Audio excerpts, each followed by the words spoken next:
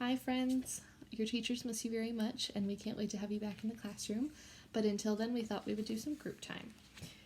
So I have one of my favorite stories with me today and it's called The Last Stop on Market Street. This book is written by Matt de la Peña, which means he wrote all the words and came up with the story, and the illustrations were done by a man named Christian Robinson. So he did all of the pictures in our story. So I hope you like it. CJ pushed through the church doors, skipped down the steps. The outside air smelled like freedom, but it also smelled like rain, which freckled CJ's shirt and dripped down his nose. He ducked under his Nana's umbrella, saying, "How come we gotta wait for this bus and all this wet?" "The trees get thirsty too," his Nana told him. "Don't you see that big one drinking through a straw?" CJ looked for a long time, but he never saw a straw. Do trees really drink out of straws? No. Can people drink out of straws? Yeah. So CJ's Nana is using a figure of speech called personification. Personification is when you give an inanimate object or an object that isn't alive, like the tree, and give it the ability to do things that people can do. So we can drink out of straws, but trees have to use their roots in real life, right? Nana's being kind of silly. From the bus stop, he watched water pool on flower petals, watched rain patter across the windshield of a nearby car. His friend Colby climbed in and gave CJ a wave and drove off with his dad. "Nana, how come we don't got a car?" "How do you guys get to school? Do you walk to school? Do you take the bus? Do you ride in a car? Do you switch sometimes where you'll do one thing one day and something another day?" "I have to take a car to get to our school because I live kind of far away." "Boy, what do we need a car for? We got a bus that breathes fire, and old Mr. Dennis who always has a trick for you." The bus creaked to a stop in front of them. It sighed and sagged, and the doors swung open. "What's that I see?" Mr. Dennis asked, and he pulled a coin from behind CJ's ear and placed it in his palm. Nana laughed her deep laugh and pushed CJ along. They sat right up front, and the man across the way was tuning a guitar, and an old woman with curlers had butterflies in a jar, and Nana gave everyone a great smile and a good afternoon. She made sure CJ did the same. She's showing CJ how to be polite. She's making sure that he says hi to the people that he meets. The bus lurched forward and stopped, lurched forward and stopped. Nana hummed as she knit. "How come we always gotta go here after church?" CJ said. "Miguel and Colby never have to go nowhere." "I feel sorry for those boys," she told him. "They'll never get a chance to meet Bobo or the Sunglass Man. And I hear Trixie got herself a brand new hat." CJ stared out the window, feeling sorry for himself. He watched the cars zip by on either side and watched a group of boys hop curbs on bikes. Where do you think CJ and his Nana might be going? The book hasn't told us yet. Do you think he might be going home?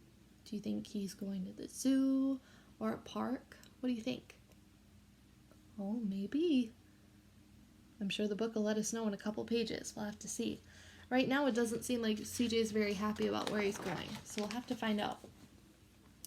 A man climbed aboard with a spotted dog, and CJ gave up his seat. "How come that man can't see?" "Boy, what do you know about seeing?" Nana told him. "Some people watch the world with their ears." "That's a fact. Their noses, too," the man said, sniffling at the air.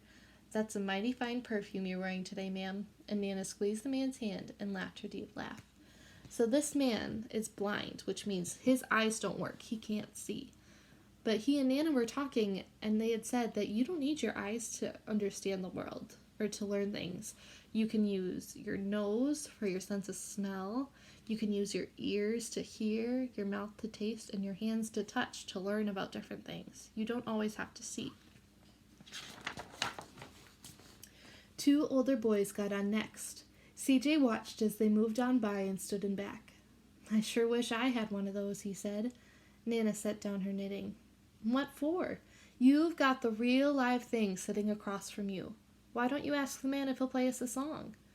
CJ didn't have to. The guitar player was already plucking strings and beginning to sing. "To feel the magic of music," the blind man whispered. "I like to close my eyes." Nana closed hers too. So did CJ and the spotted dog. maybe we should close our eyes and try to just listen to the story for a minute. I'll let you know when you can open them again. And in the darkness, the rhythm lifted CJ out of the bus, out of the busy city. He saw sunset colors swirling over crashing waves, saw a family of hawks slicing through the sky, saw the old woman's butterflies dancing free in the light of the moon. CJ's chest grew full, and he was lost in the sound, and the sound gave him the feeling of magic. CJ is really enjoying this song.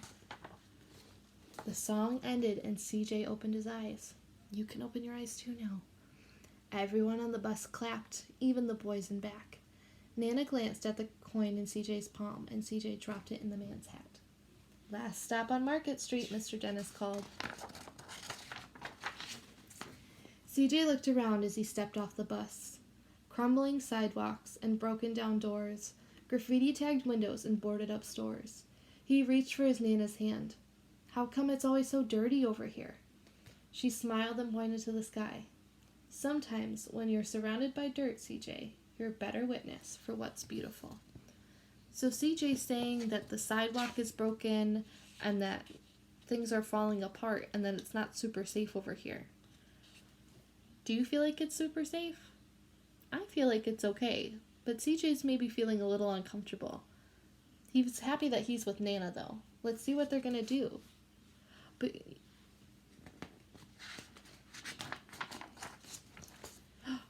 ooh, what do you guys notice up here? What is that? A rainbow. That's a pretty cool thing to see. CJ saw the perfect rainbow arcing over their soup kitchen. He wondered how his Nana always found beautiful where he never even thought to look. He looked all around them again, at the bus rounding the corner out of sight, and the broken street lamps still lit up bright, and the stray cat shadows moving across the wall. So at first he was afraid, but now he's seeing how beautiful this area really is. There's a rainbow, there's lots of fun colors, lots of history. It's a really, really cool place. And you know what? We actually found out where CJ and his Nana were going. The story says they were going to their soup kitchen. Do you guys know what a soup kitchen is? No? Well, that's okay. I'm going to tell you. A soup kitchen is somewhere that you go when you need to get food but you can't afford it. Other people make things for you, and then you go and have a nice meal.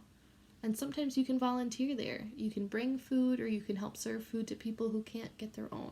It's a really, really kind thing to do. When he spotted the familiar faces in the window, he said, "I'm glad we came." So at first, CJ was feeling a little sad that he couldn't go play with his friends and do things that he wanted to do after church. But now he's happy that he came to the soup kitchen with his Nana, because he gets to see all of the different people that are at the soup kitchen and feel good that he's able to help them. He thought his Nana might laugh, her deep laugh, but she didn't. She patted him on the head and told him, "Me too, CJ. Now come on." So that's the inside of the soup kitchen. So Nana and CJ are making food for some of the other people, and they're serving them food and being really, really kind. What's something you can do to be really, really kind to people around you?